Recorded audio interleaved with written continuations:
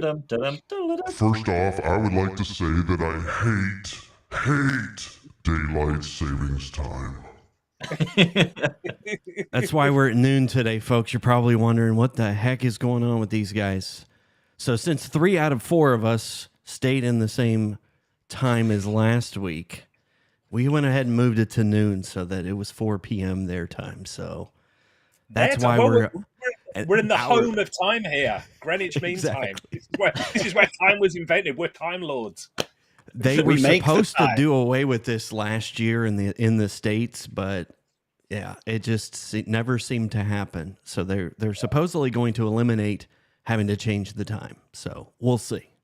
Oh. But as with anything else here, nothing ever gets done without fighting. So anyway, so those of you tuning in live, tell us where you're tuning in from. Welcome Tony Edwards to the show this morning, this afternoon, wherever you are. Westway IT. I don't know how to take this one. How do you rate a 0-day day? So busy. Is that a UK thing? No, I think that's there's a vulnerability just dropped today. So everyone's suddenly got stuff to do, getting Office updated and stuff like that really quickly. Yay. Oh, love. That's why you guys will always have jobs. There will never be a shortage of IT folks. So anyway, we got the band back together this week to talk about scaling your MSP. This was an idea that Pete kicked around specifically around service, but I think we can kind of take that in a number of different directions for how to scale your MSP. But I think, too, maybe we start with this. Do you need to scale your MSP? I was thinking about that as we kind of are thinking about that. Let me hear your guys' take on whether or not you see that as being a pressing need, or do you think that there will always be a market for the nimble, agile MSPs? The growing your MSP is the kind of thing that, I mean, everyone starts off with dreams of, I want to grow and become big and make £1 million or bucks, or, you know, want to sell and be a millionaire. And that's like the drive, I guess, a lot of people have when they start. But I don't know. I think it's one of those things that it depends which camp you're in. You either kind of start this as a very much a hobby, as a passion, as just a way of life, or you start it to like, I'm going to grow and sell and become like a millionaire at the end of it.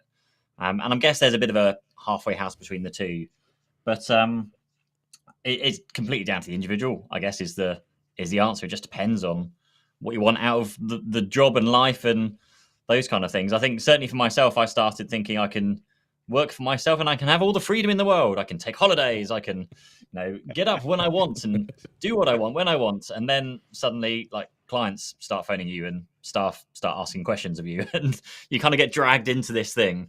And so the dream disappeared until the day that I sold, when it all fixed itself magically. Yeah. And straight into the E-Myth revisited, eh? So just straight away. It was your post this morning that got me thinking about that, Pete, is just, kind of what do you want out of life going forward? And I think a lot of us maybe have rethought that whole process over the last couple of years too. So there's pros and cons, isn't there, to all of it? I mean, if you choose to own a job as opposed to owning a business, there's nothing at all wrong with that.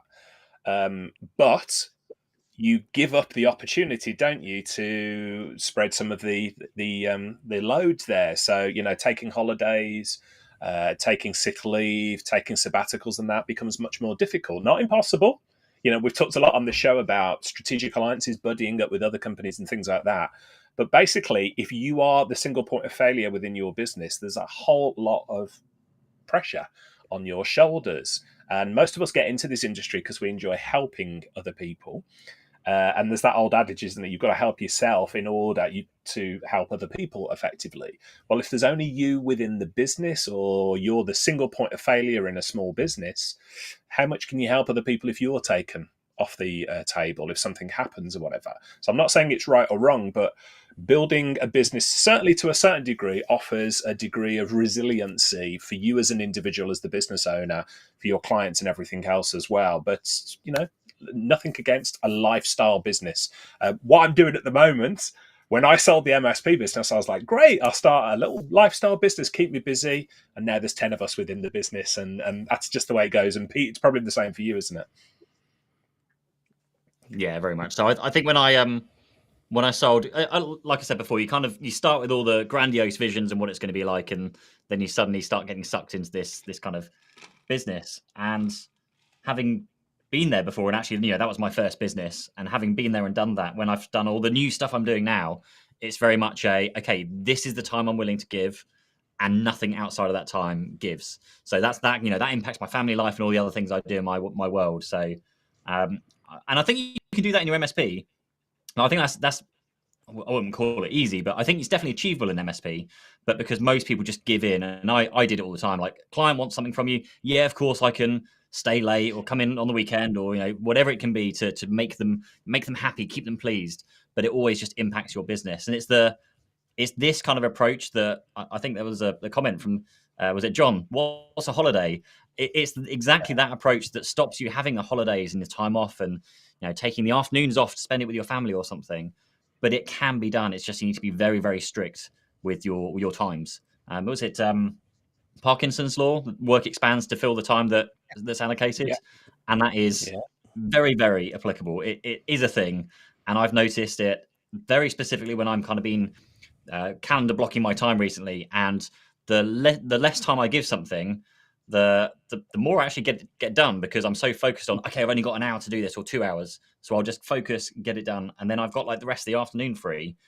On previously something I would take a whole day to do the exact same things, just because I'd be checking my email or social media or whatever it might be.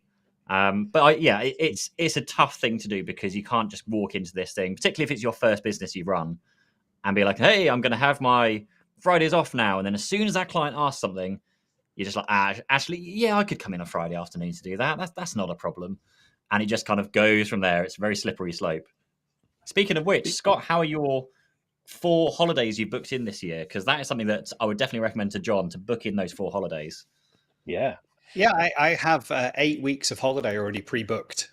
So as in like time away from work, not necessarily like out of the country on holidays or anything like that, but we have them already booked in, and we're currently negotiating. We have family all around the world, which is quite lucky. So I think like the next one that we're going to, we're heading off to Geneva, which is really nice. We've got family over there. We were just there at Christmas, which is lovely. But so end of term is coming up at the beginning of April. So I have 2 weeks booked off. They're already there. They're already set aside. It's all good. I just had the last half term off with the kids as well.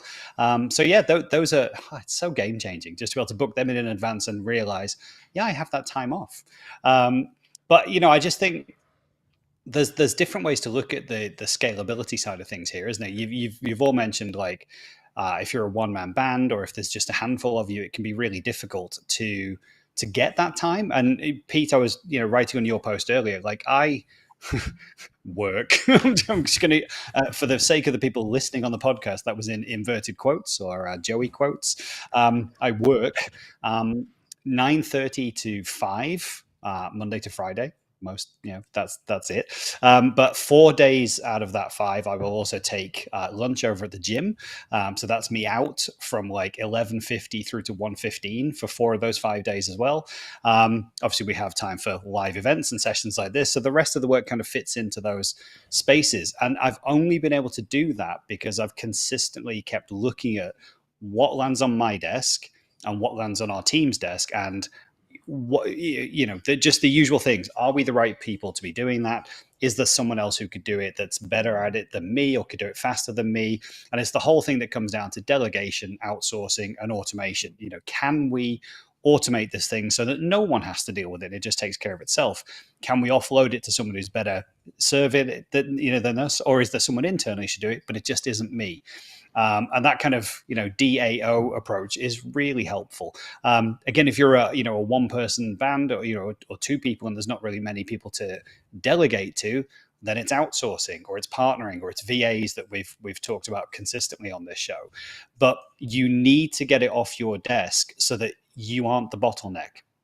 Okay, because I think, again, we all fall into that E-Myth revisited trap. I want to start a business. I've been in IT for years. I see how these management guys can do it, and I can do it better. And I see the money they're charging the clients. And just imagine if all of that was coming into my business. Great. But all of a sudden, you're not just the technical delivery expert. You're suddenly in sales and marketing and finance and legal and operations and service desk and service delivery. You occupy every single seat in a full MSP business, but it's just you, or it's just you and a mate. There's two of you now taking up every single seat, and you can't do that and still give great support to your customers and do the stuff that you actually want to do. So you find your day just bogged down in paperwork and legals and finances. This week, I'm currently chasing down how come we're suddenly listed as not a trading company on Companies House. Now, if I didn't have all the other breathing room, that would just be one more problem. But actually, that's been something I've been able to throw some energy at and get to the bottom of really quickly. Someone ticked the wrong box somewhere, but that's what it is. But those are the things that you have to have margin for. I always think about margins. You have to have space for the unexpected stuff to come along, as well as the stuff that you're really passionate about. But if you are, like I've said on this show before, that person that I see on LinkedIn that is, hey, it's 4 a.m, just getting up for a 6-hour drive down to Essex to install some Wi-Fi routers. Hey, it's the weekend, just catching up on my paperwork. Oh, Monday at 9 p.m, just doing the billing run. That's not sustainable. You can't do that, and you will just burn out. You need space. And I think the key ways that we always look at this is, standardize those operations, automate wherever possible, outsource to the best possible people that can do it for you, and that will really help. And if you've got that standardization approach, actually outsourcing or delegating is super easy because you've written down how it needs to be done, what your expectations are, and what you need out of people. That can then be handed off to someone. You go do that. And if you have got a small team, we've only got 5 people in our team. I would say, one of them's in marketing, one of them's me, and then 3 people who actually know what they're doing. But then we have this amazing network of partners that are, people who do the service desk stuff for us, people who do our financing stuff for us, people who take care of legal issues for us. We have all these partners that are just taking things off our plate. And then we have amazing tools like, Thrivecart and Zapier and all this kind of stuff that is all automated together, as well as wonderful tools like Zementum for our sales quoting and processing and all that kind of stuff. And then we've triggered automations through there as well. So we send a quote out to someone and they like it and they DocuSign it. It moves across to 1 in Zementum. That triggers it to go and land in our Halo project system. It also triggers it to set up a draft invoice in Xero. If we need to, we can trigger out sending out direct debit mandates to people. It's just a whole list of jobs that need to do, but it doesn't need to be a person. When we sign up a new client, here's the contract, here's the general terms and conditions, here's our partner link, if you like, for 365 stuff, here's our direct debit link. It all gets automated through so that none of those steps get missed, but also it's not just a manual thing of me scrabbling around trying to catch things up. I'm going to shut up for a minute because as I do, I get on my soapbox. I'm like, these things are very doable. And I only know that because our business is 3 years old, right? And when we think about scaling the business, what we actually did this year was we did the same amount of revenue as last year, but we've increased profitability. We've delivered more projects and we have the same amount of people in the business. Now, you might think, great, what I actually wanted was to do like another 100 or 200K more. Yeah, I would have liked that. But actually what we did was took a lot of our time and effort to go and automate and standardize the things that we do. So we do them slicker, faster, and better, and spend more time in the community with partners. And that's building up a pipeline for what we're going to do next year. But as I look right now, just because it's nearly the end of March, it's nearly the end of our financial year, and I can see same revenue, top line, much bigger margin than last year. And that's really powerful. That's just proof of what we've been doing this year in terms of investing in the systems and the processes. Scott, can I ask you a question about projects? So obviously you're primarily delivering projects within your business, and then obviously you've got the help desk team that look after the day-to-day stuff. How do you approach booking in projects? Because one of the common things that I run into with lots of my clients and loads of people I speak to is they just say yes to everything. They'll book it in like, as soon as clients accept it, yep, we can start tomorrow. Like, what's your approach to not taking on board everything and just saying yes to everything and just trying to deliver it all at once? Yeah, that's fair. So we always tell our clients that we have a 2-week lead time before we can be hands-on with any particular project. Now, some people might worry about that and think, "Oh my gosh, 2 weeks! You can tell them it's 2 weeks away." But we outsource for a lot of the larger IT companies, and their typical lead time is 12 to 16 weeks. So when we can come along and say, "Hey, actually, we can be hands-on keys doing things in 2 weeks.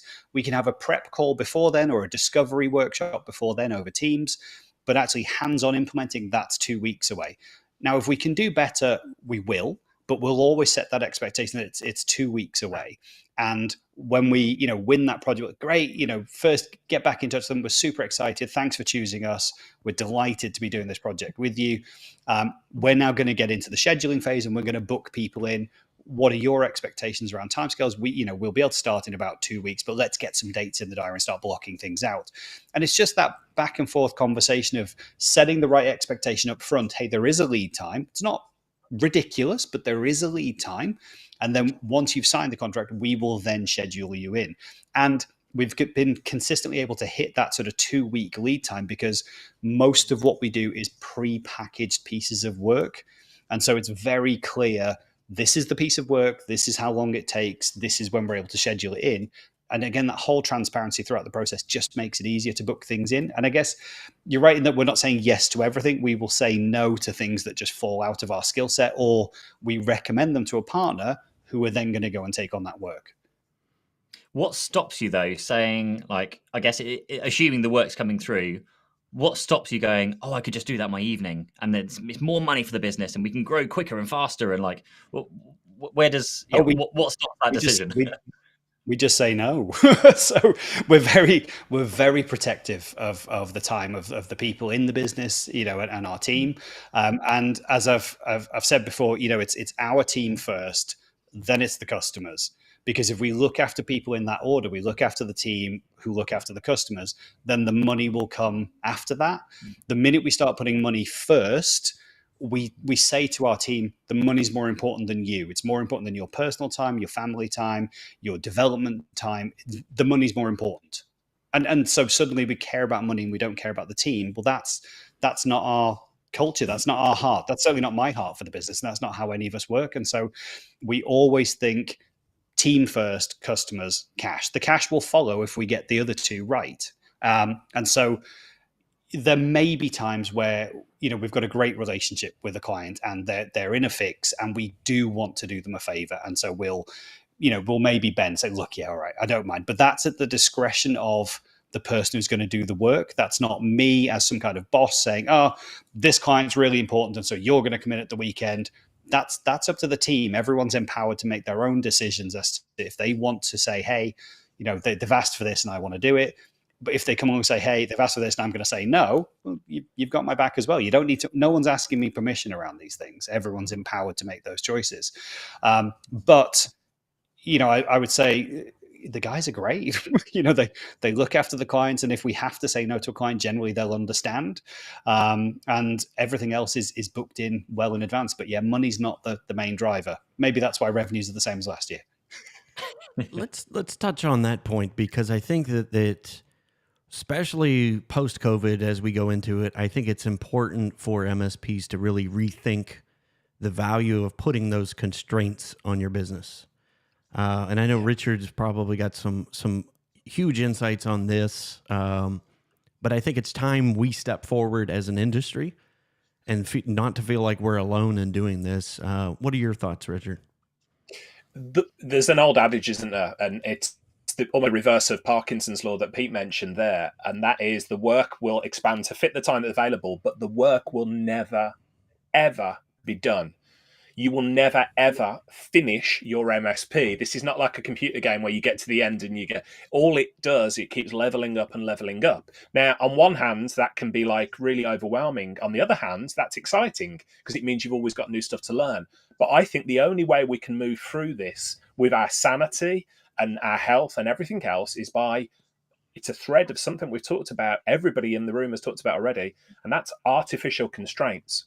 So Scott's talking about, hey, we don't work just for the money. We don't do out of hours. We don't do those sort of things.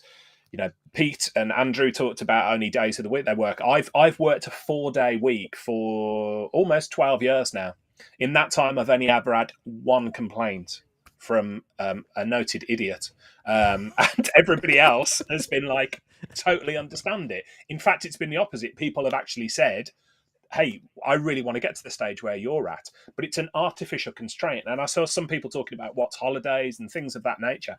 I know how difficult it is, but if you just keep working and working and working, you will burn out, or worse, you'll get to a stage where you just don't enjoy doing it anymore. And I think that is worse, where you're going through the motions. If you put artificial constraints, similar to Scott, I'm in awe of what you've done there, Scott, where you've said 4 holidays this year, we've got them all booked in, and that's it. They're booked in. They're sacrosanct, and we're doing it. I think if more of us in the industry, didn't wear this badge of honor saying I'm working myself to the bone, if we actually put artificial constraints in place and said, we're only going to be available during these hours. Of course, there's emergencies, there's discretionary work and things of that nature. But if everything is always an emergency, and if we're constantly letting clients dictate to us when the work is done, we're going to be the ones that burn out. And you know what? The clients will just move on to somebody else. They won't go, oh, this is the end of the world. Everybody, and I'm not saying that clients are heartless, cads or whatever, but everybody's worried about what's important to them. And so I think a sign of a good professional business is boundaries and saying, we work these hours and this is what we charge. And actually, if you want the work done outside that, no, we don't do that. And so those artificial constraints, I think, is super, super important. I'll make one point just as I finish there about artificial constraints. I said I've worked a 4-day week for many, many years now. And some people go, oh, that's awesome. I want to get to that stage. My experience of this is very much what Pete said. I get loads more done in 4 days than I did in 5 or 7. I get the work done. If you get really good at it, though, beware, because the intensity of the work goes up. And so I find myself actually not burnt out, that's the wrong word, really tired on a Friday when I've been overdoing it with the intensity. When it comes down to it, there's scientific research shows we only really work 4 hours, productive hours in any day. And yet most of us have got an 8-hour office hours, haven't we? Food for thought there, but beware when you put those constraints in. You've got to look after your own energy as well. Now I'll get off my soapbox and join you there, Scott. No, it's cool. I just want to tag in because I see John's comment as well about what's a holiday, and this is the whole thing for me. Just to set context, I've worked in the 200 million pound MSPs, whatever it is. I've done the days, nights, and weekends. I've been on call 24 hours a day. I've had teams that are on call 24 hours a day. I've traveled up and down the country doing hundreds of thousands of miles a year. I've done all that. And so when I set out my own business, I was absolutely certain to just say, I'm not going to do that. This is going to be a business that works for me. And I'll be honest, got it wrong. Straight away you start saying yes to everything, and you want to be super friendly, and you want to be helpful, and you want to be that guy. But the vision was always, we're going to be really good and niche and great at these things, and for anything else we're going to partner. So we don't typically work out of hours. If we're doing a migration, yeah, of course, there are things that need to be done out of hours, but we're not working every night, every weekend. It's only when there's a migration project that sort of thing happens with the team. We can only do that because we've got partnerships and outsourcing agreements in place with the people who are best placed to do IT break fix in and out of hours. That's not something that's our gift. It's not our passion. It's not what we're great at. And so we've chosen to go, let's outsource it. We can still make a margin. We still have a good revenue. The clients are still getting an amazing service. And I'll be honest and say it's a far better service than we would give if we were running service desk and break fix in and out of hours. They just do it better than we do. We still make a margin. Could we make more margin if we did it internally? Sure. Yeah. Okay. Could we scale with it? Well, it's hard, running a service desk and running the ticket system and having first line engineers that rotate over and over because they've come in, cut their teeth, and now they've been offered, 10,000 more by, a place up the road. That's all hard to manage. I don't want to deal with any of that. And I don't have to, because we've got those partnerships. So, for guys like John, and I chatted to a couple of guys this week who are in similar positions, just going, look, I'm trying to plan for the business and how it's going to grow and what I want to do with it and what I want to be known for and great at. But I've just got to nip out and fix this QNAP NAS problem that a customer's got. And it's an hour away, and I've got to go and do that, find some files, sort it out, and then have a good chat with them, have a coffee, and come back. But that's probably the rest of my day gone. And so you're just like, it's such a place to be where you can't keep going like that. You have to get these decisions in place to say, right, let me standardize the operations, let's outsource or partner or whatever it is that gives you back the breathing room. That means, do you know what? I am having a weekend off. Do you know what? I am going to take a holiday because I know that the whole thing's not going to fall apart without me. And if you're in that world where, the clients have got you on speed dial and it's you personally, that's a world you need to get out of. It feels great to be that person that they're dependent upon. That doesn't feel great when you're trying to have your holiday and put your feet up and the phone just keeps going because you're the person they depend on. It's that dual-edged sword, isn't it? So when we think about scaling, I always think about, especially as the owner, operator, player manager role, get things off your plate, get things out of your head, get them written down and give them to someone else so that you can spend your time doing what is truly valuable. Grow the business, look after your mental health, look after yourself, and then figure out what's our plan for the rest of the year. Because if you're in that situation where you can't take a holiday, I'm pretty sure you haven't got a plan for what the business is doing for the rest of the year. You're reacting to what's coming in. You're not planning for what you want to do and how you're going to make this into your, £1 million business or whatever it is. Let's talk about that. I think that there's a couple subsets of, I think 98% of the folks listening to this show or watching it live are that sub $1 million in revenue. And I think, the data's already been done on that. So I think we've talked about the ability to, have a lifestyle business and that's okay to have. But again, there's a way of setting that up to maximize your ability, to maximize your scalability and not having to do everything yourself. So what would your recommendations be to somebody? I think the first two benchmarks are 250 and then 500. I think that there's some challenges that go on in that realm that are possibly a little bit different when you go from 500 to $1 million. So let's talk specifically to those folks who may be doing $500,000 or less. We've talked about some of it. What other things would you add to those? Just specific advice to those folks that are doing $500,000 or less. That's just where they want to stay, and I think that there's a sweet spot. Personally, looking back on it, having 10 years out of the MSP game, looking back on it, I look at what we were able to do, what I was able to do from 250 to 500, and I probably should have stayed there. Personally, it's like you said, if the profit is there, Scott, I would have stayed there because you take on so much extra staff and so much extra overhead going from 500 to $1 million, and you've been there, Pete, where sometimes you have to second guess whether or not it's worth it. Whether or not it's actually worth it to go from 500 to $1 million, based because you could be looking at less profit, more headaches. So, what would your advice be to somebody who's doing? Let's take that first chunk. Those who are doing $500,000 or less. We've talked about systemization, outsourcing, getting an admin. Is there any other advice that you would give to those folks who are in that category?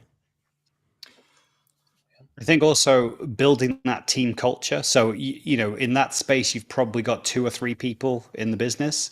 And a lot of times, those questions will just keep coming back to you as the main person. Is it okay to do this? Can I do this? Do you think we should do this? You've got to be empowering people to make those decisions for themselves. Now, if they're super junior, very, very green techs, okay, I can understand. But, it's very good to have a discretional either it's a fund or a limit or it's an amount of money that we can just say, hey, we can do this and it'll fix a problem. But you have to build the right culture. One of the biggest things I learned from previous organizations is that having a blame culture does not help anybody. It stops people from trying. It stops people from, even pretending to know and try and help a client, or even give it a Google and see if they can figure it out, or a Bing. I'm not that bothered about search engines, but they just won't try, because what will happen is they might give it a go and then they're going to get their butt handed to them because they got it wrong or they made a mistake, and they know that the shouting down from the top just isn't worth the effort to try. If you have the opposite scenario, which is, look, try your best. We're all going to make mistakes, but I tell you what, if you do make a mistake, we're right here with you and we'll figure it out together. Okay, that's the environment that you want to foster, because in that environment, people will go over and above. They'll try hard. They'll use their discretion. They'll use their own intelligence to say, hey, I think we can come up with a way to fix this problem, or I think we can find a way to help this client, or, hey, their hard drive's failed. Do I need to get sign off for a new hard drive because we need to send it out to this client? Well, that's just an obvious thing. It just needs to happen. It doesn't need you as the owner to sign it off. So you have these real small scale trust, delegation, and authority issues when you're in a smaller team of just going, you don't need to ask me, just do. You're a smart person. You have discretion. Here are the boundaries, set some boundaries if you need to. Like if you're trying to spend $10,000, you should definitely give me a call. But here are the sort of limits that we're working with. Feel free to use your own intelligence to help the client, because that will just foster this this situation of trust in your team, great service for your clients, but also it's less questions that you get asked that are stuck in your mailbox waiting for you as the bottleneck. And wherever you can take yourself out as the bottleneck, the business will continue to run and you'll get more breathing room back. And that's why I always look at build a good team culture, outsource the nitty gritty, automate the silly stuff that you don't need to touch. And you know what it is. Like, I know I've still got an automation problem that I need to fix. I keep looking at it going, I need to fix that because it takes me 2 hours to do it's once a month. But it's this whole situation. The pain of change has to be bigger than the pain that you're experiencing every month. And I keep writing it off going, it's only 2 hours a month. It's fine. I'll fix it next month. And then next month comes, I'm like, I haven't fixed this thing yet. Right. So I know these things are landing on your desk. You're a 250K MSP. These things are constantly just filling up your mailbox. Help yourself. Yeah. Because otherwise you just won't get the breathing room. Enable your team, automate wherever possible, and just start ticking off things. It might take you a few hours the first time, but get it off your plate. Give it to someone else, automate it, outsource it. Don't keep trying to do it yourself. It's an investment of time, isn't it? Yeah, it really is. And I only know this because, look, we're 3 years old, so I've just been through this exact journey, right? And we had the day the other week. I've got two good examples for you. We had the day the other week where Microsoft went and issued a patch for Defender and broke everything, and then we had another day where they decided to knock off Teams and Outlook and Exchange services in the UK and the EU for a little bit. I didn't get a single phone call, not one, because we have a service center who's able to sort out all of those things. I'm not in that escalation chain. No client phones me and says, hey, I can't get into Teams today, and your guys are supposed to be fixing it, but it's been 4 hours. No one's phoning me because we've set up everything so that just works in the background. I sat at a conference next to someone that I was chatting to this week, and I'm sat there listening for the whole day, just watching it. The guy next to me is on his phone like every 2 seconds, just putting out fires or helping clients or answering queries. I'm like, I haven't looked at my phone once yet. I might do it at lunchtime. And it's the difference between whether, and I'm not saying I've got all the answers. Please don't think that I'm just going, oh, look at me in my high tower. I've got it all sorted. No, definitely haven't. But I would say that I'm on a good path to just knowing that I can step out of the business for a day, 2 days. I could take a week off. I could book 8 weeks of holiday this year, and the business won't fall apart without me because I've got really clever people. We've got great systems in place. We've got good processes, and we've got fantastic partners that we've outsourced to. And if that sounds like something that you want, then this is exactly the path that I'm talking about. Yeah, that's perfect. Because if you have a broken culture at 500,000, honestly, it's probably not going to get any better once you hit 1 million. It's only going to get tougher. Yeah, yep. It really is. Those were things that we had to learn early was say no to things. Right? Because in your 250 days, you say yes to anything. Oh, can you get a new Wi-Fi access point up on the roof? Do you know what? I've got a ladder. Yeah, all right, why not? Never done that before, but hey, why not? Yeah, you're not best placed to do that. And it's not a good use of your time, but you'll say yes. And you'll be like, how much do you want to do that? 50, 100? I don't know. It's a ladder and a couple of screws. But it's not. It's like the time it takes, the hours it takes, the driving, the faffing around, then you're chatting to people on site. It's not a good use of your time. Yeah. And it's not something that you do. Like there's probably a cabling company that you can partner with who'll do it better, faster, cheaper, and you'll have the sanity that it was done really well. What you don't want is that phone call 2 weeks later. Yeah, that access point's fallen off the ceiling. Can you come back in? Oh, yeah, yeah, sure. Yeah. The sellotapes I'll get the perished. Yeah. yeah. The Velcro didn't hold. But you Yeah, say right. yes to so many things in those early days that you shouldn't do, and you know you shouldn't do, but you want the money and you want to be helpful. Yeah, I think Ryan Burton makes that exact point for just squeezing everything out of the tools that you have. And I know I was guilty of that. Okay, ConnectWise, I'm only using 10% of it. You know what I mean? It's just, but you never make the time to go fully utilize the tool that you're paying for. And I think it's easier to do that, easier to get ahead of that when you're below $500,000. You know, because if you put those systems and processes in place, then it becomes easier to scale if you decide I want to go from $500,000 to $1 million.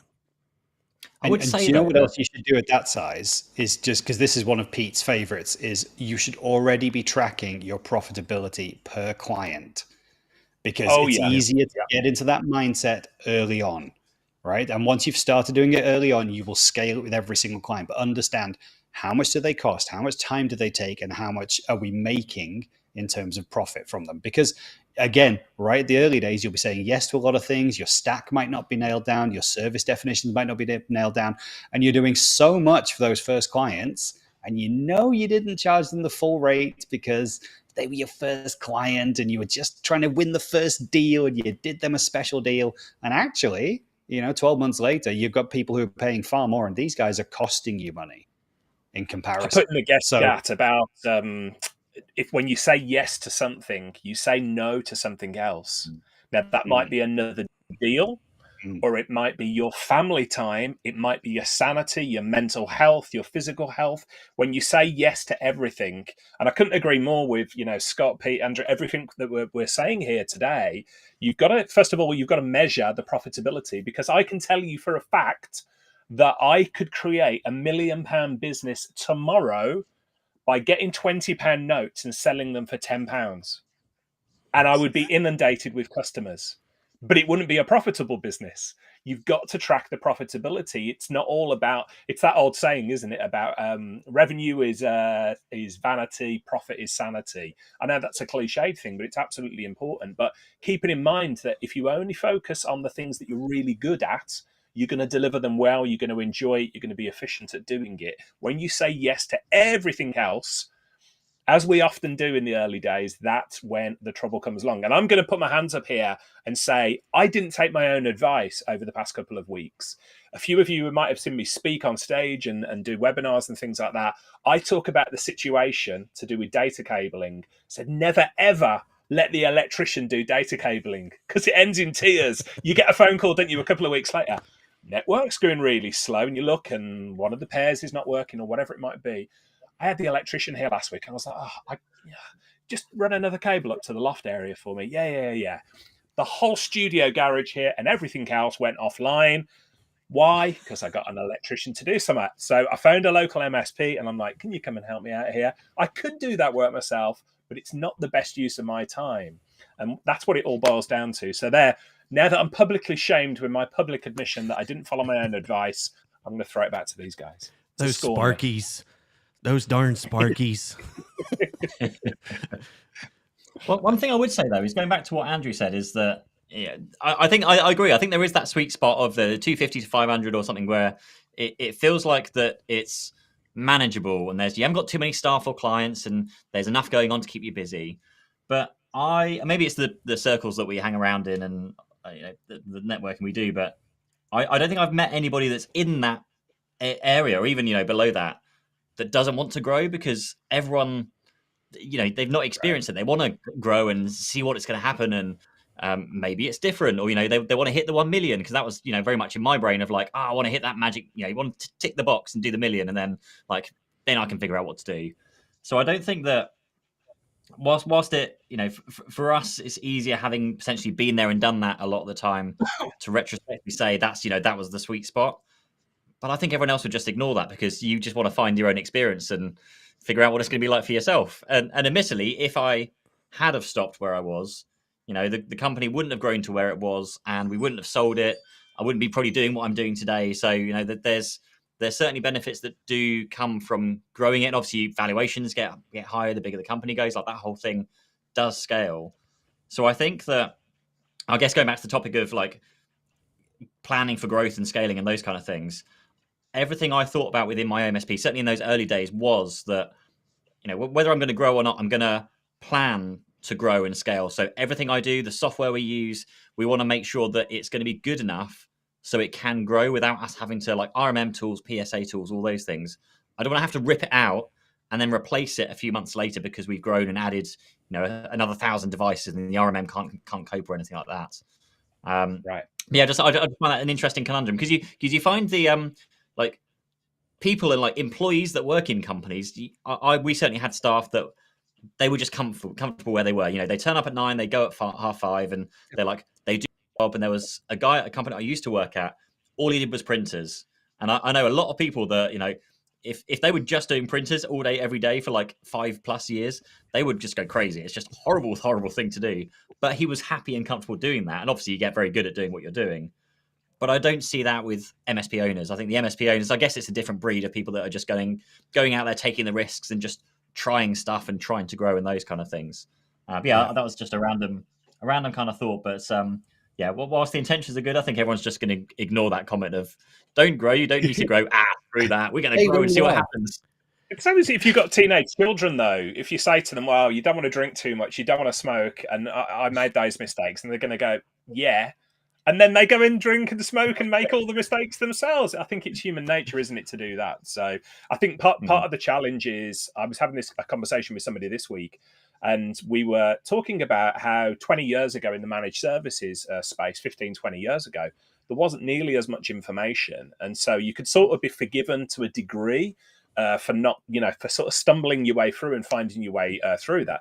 Fast forward to today, though, we are inundated with, Carl Palachuk's got like 20 books on the subject. I've written half a dozen books, and Pete, you've got your YouTube channel, and Andrew, you've got LinkedIn courses, and Scott, I only saw you on a video today, and there's so much information out there. Like, there's nothing you can't know about managed services, and yet people are still making the same mistakes that they always have. So I think it's human nature, Pete, for people, it's not a shortage of information anymore. It really isn't. Yeah, and I think the caution for me towards MSPs was, exactly what you just said, Pete, is I did it because I enjoyed the challenge. Can I do it? Yeah. Can I actually reach it? But it was for me. And it wasn't until I pulled my ego out. Am I doing this to prove it to other people?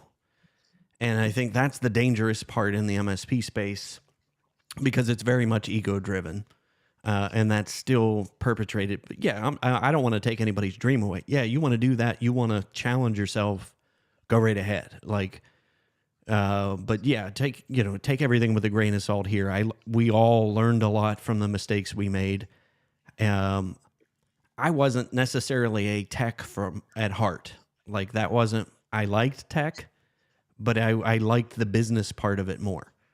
So I think that there's a certain subset of folks who, like you said, Pete, would just be content doing a small subset, whether it's $250,000, $500,000, it's manageable. I can check out and go camping with my family on Friday. Don't let anybody tell you that that's wrong. And I think that's what I hate in the industry is people saying, hey, you're not a legitimate business, or, because it's that ego thing. I did a podcast with Jennifer Tribe at Synchro last month, and we talked all about that. That's the part that I hate in this industry. If you want to run a lifestyle business as an MSP, don't let the four of us tell you not to do that, or anyone else. And that's but where I guess most people who are running a lifestyle business probably aren't going to be watching a webinar on how to grow your business. They've probably got better things to do. Yeah, they're probably fishing today. So yeah, but I think that's what I want. The part that I hate to see is those people that are driving themselves unnecessarily to try to reach a goal that they're not motivated to reach, but they're doing it because that's what everybody else is doing. And then I see those people in the in the tribe, I coach people. There's people that have reached way past burnout time, and that's what disheartens me. Is I see it every single week. 2 or 3 or 4 people are like, "I'm out. Like I just can't do this anymore," or worse, they're not here, and we're still seeing that, and that's the part where I think, asking yourself, do I really need to scale this business or not, and do it for you. Anyway, I could rail on all day on that. It breaks my heart to see it.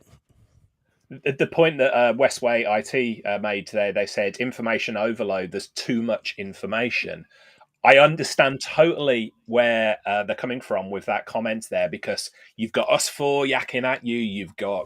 There's so much information there. Where do you start? But information overload, it's all about filtering, because I don't know of anybody in history, even in the old days, who walked into a library and they've gone, and their head has exploded because they've got millions of books around them. Like, it's about filtering, isn't it? And I think if I was to say there was one lesson to come out of what we've talked about today, it would be again about intentionality. Are you being intentional about what information you consume, or are you just reacting to what's thrown in front of you? Are you being intentional about which books you read, about which podcasts you listen to, or are you just listening to anything that's dropping in front of you? There is way too much information for anybody to assimilate and indeed use. And one of my old mentors taught me that thing, and we've mentioned it a few times on the show.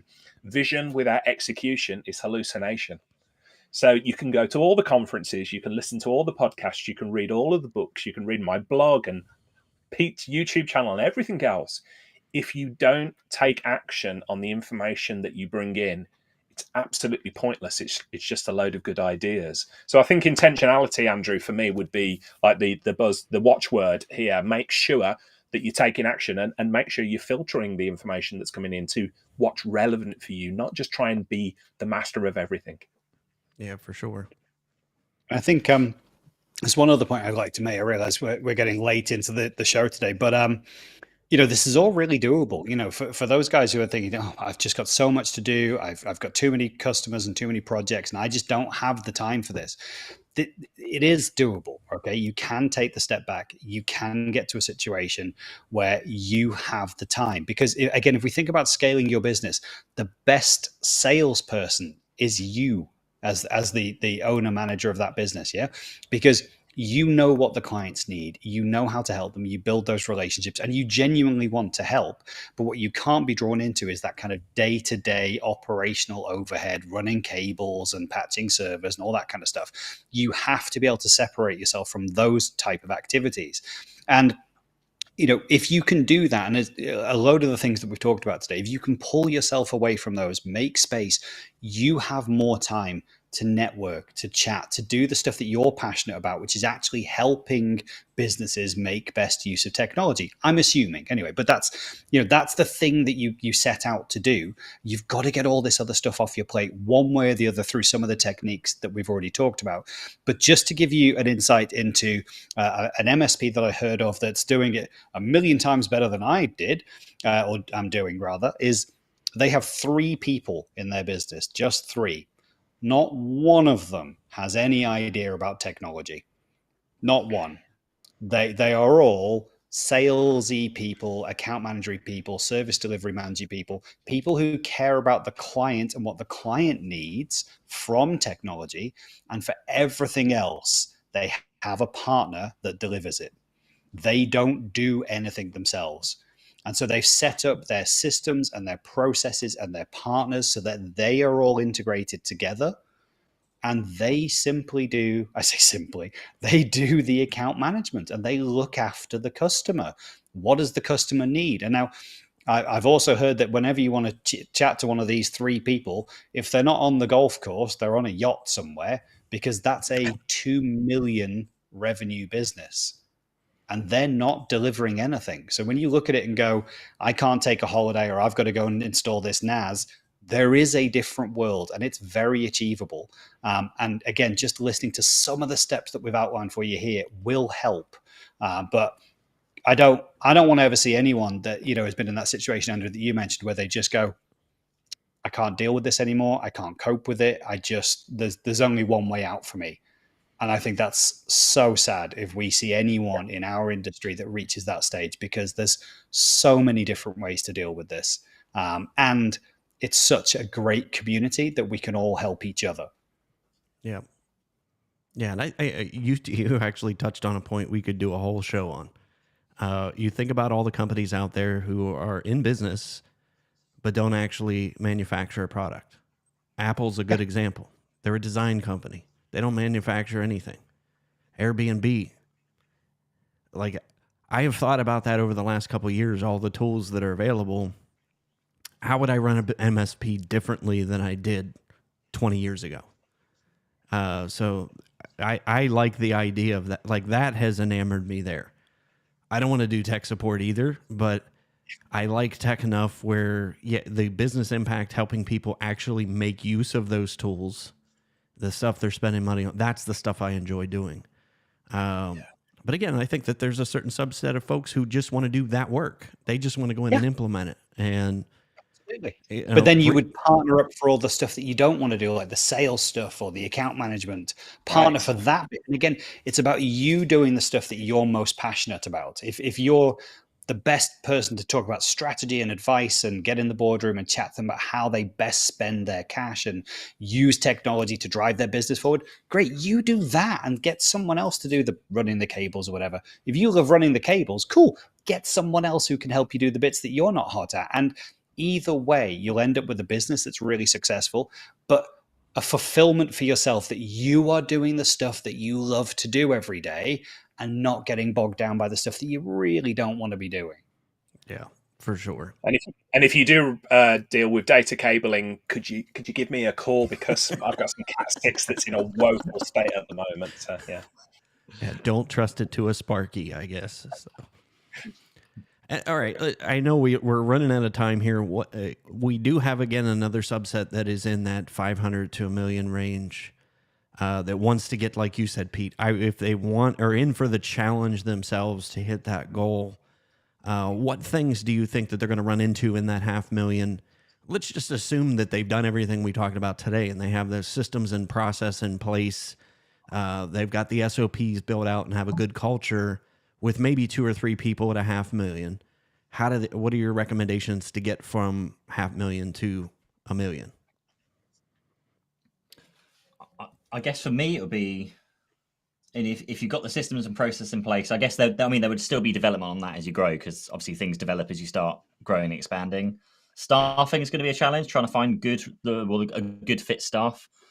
You're growing, I know that can be quite hit and miss, certainly in today's world. And really, certainly from, I guess, my own personal experience, but the branding and marketing you're doing, because that's going to set you apart from everyone else. There's plenty of other competitors out there doing the same thing that you're doing. The only thing that's going to really accelerate you and really make you stand out from the crowd is going to be how you market yourself. Do you put yourself out there? Do you do a bit of everything? Do you network? Do you do some video? Do you blog? Do you podcast? And all the things that we've been talking about in previous shows.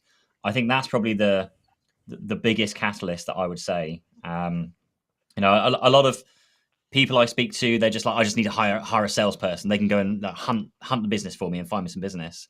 But I always find that unless you've got a good kind of marketing strategy behind the scenes, then the salespeople aren't going to really do much. The best thing they can do is, do a dream list and start phoning up and cold calling and doing the marketing stuff for you, almost like reaching out, networking and connecting with people on LinkedIn and getting involved through that way. But a good strategy, I would say, is to have the marketing campaigns. Reach out, push all the content out, put all your material out through all the various different methods we've already spoken about. And then that can start to drum up the interest, start raising the brand. And then you can maybe hire that salesperson to go and start chasing down some leads. Or really, you won't even necessarily need a salesperson at that stage, because if you're doing the marketing piece right, the inquiries change to inbound leads. So people call you when they're interested in signing up. So rather than hiring salespeople, you hire account managers instead. And those account managers will manage existing clients and they can manage new inquiries as well. So I think that's probably my main takeaway, I guess, in trying to grow from the 500,000 up, is the marketing and brand awareness side of things. Yeah. What do you think, Richard? Any advice to those folks? Don't try and do it on your own. Really don't. I think that's the bottom line for me. Be intentional about where you spend your time. Don't try and do it alone. Join peer groups, join community groups. For everybody, it's funny. We all four of us here speak to so many MSPs every week, every month, every year. Everybody thinks that their problems are unique. I hate to break it to you, they are not. If you've come across an issue, somebody else has been there, done that, or is still going through it at the moment, and you can exchange battle tips with them. This is the value of going to conferences. This is the value of getting involved in communities, Tech Tribe, CompTIA, and others. This is the value in having a coach, a mentor, somebody like Andrew or somebody like Pete, hiring them to do work with you. Don't try and do it on your own, because it's lonely and it's a slog, and you can accelerate your growth a lot faster when you do something that I don't do very often: stay quiet and keep my ears open. Yeah, I mean, you touched on that. You need to have a marketing engine, marketing and sales engine, if you're going to get that from that 500,000 to $1 million. So we talked about utilizing the tools that you have access to. That's one of them. We talked about Tech Tribe. Look at all the resources you have. I mean, there's so many vendors now that are providing marketing and sales materials. And I think DPC Technology said exactly the point. It's about execution. I don't think the marketing materials, the systems, I mean, for good grief, Tech Tribe gives you a full CRM platform for $49. I'm like, yeah, that just blows my mind. So my advice, if you're at any stage and you do decide, okay, I do want to scale, we've talked about, stop listening to everything out there and just start executing. The tools that are there. If you're part of Tech Tribe, utilize all those things that are in the Tech Tribe. Build those systems and revenue engines so that you don't have to do that. So that you don't have to think about, how am I going to do this? It's a repeatable system. It's a repeatable engine.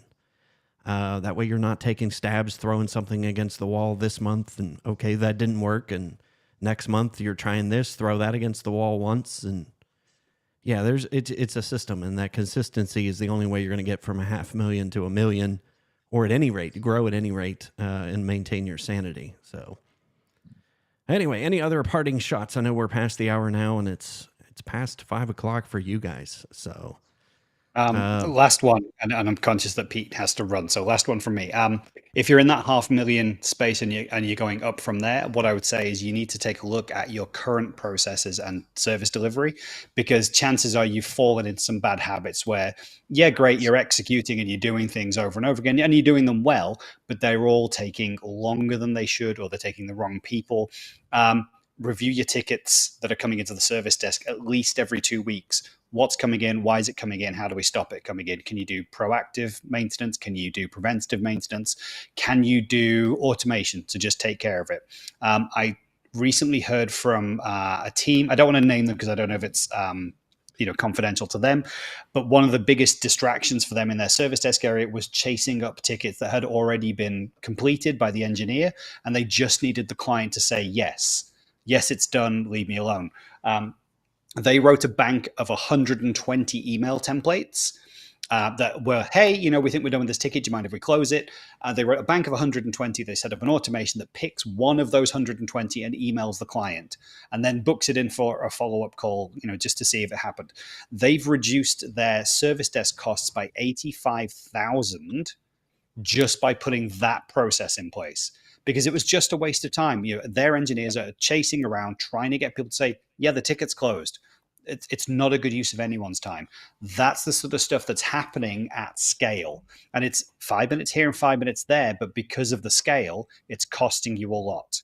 Okay, so getting that time back means that you don't have to hire the next service desk person when you win the next 50, 100, 500 seat client. That's how you're going to scale efficiently. Like I already said earlier in the show, we might have done the same revenue as last year, but our profitability has increased because we've streamlined our operations. And that's how we're going to continue to scale. More customers doesn't mean that we have to put more people in the team. Boom. Thank you so much. Man, we dropped some bombs today, so we'll leave it on that. Thanks, guys. We could probably rail on for a while, I know, on this one. But yeah, thank you for those of you who tuned in live. Those of you who are watching this on the replay or listening to the podcast, thank you so much for your support. If you're on YouTube, you know how we roll. Like and subscribe. Do that thing. Help us out. But we appreciate you tuning in live. We appreciate the time and gems that you guys shared with us this week. Absolutely phenomenal stuff. So Jason Carlson said, interesting. As an MSP owner, we spend so much time automating processes, which is helping to streamline the business. So Good stuff. excellent. Yeah. Boom. All right, guys, we will see you hopefully same time, same place next week. Be safe. And when does your time change, guys? Can we get this next week?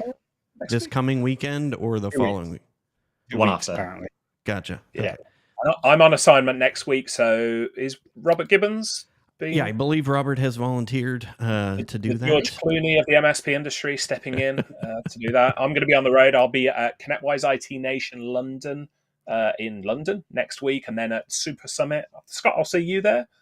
You will? I'm there. Yeah. Super Summit there. So if anybody is on the road as well down there, come and say hello to me. Sweet. All right, guys. I'll see you all next week. Be safe. Take care.